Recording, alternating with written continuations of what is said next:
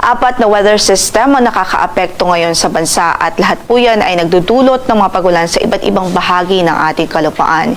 Yung shear line po natin ay nakakaapekto sa silangang bahagi ng northern at central Luzon at ito nga po ay nagdudulot ng halos maghapon. Inaasahan natin magdudulot yan ng halos maghapong pagbuhos ng ulan sa silangang bahagi ng northern at central Luzon at ilang bahagi din ng southern Luzon according sa ating forecast. Samantala, ang northeast monsoon o amihan patuloy din na magdudulot ng maulang panahon at malamig na panahon sa natitirang bahagi pa ng northern at central Luzon.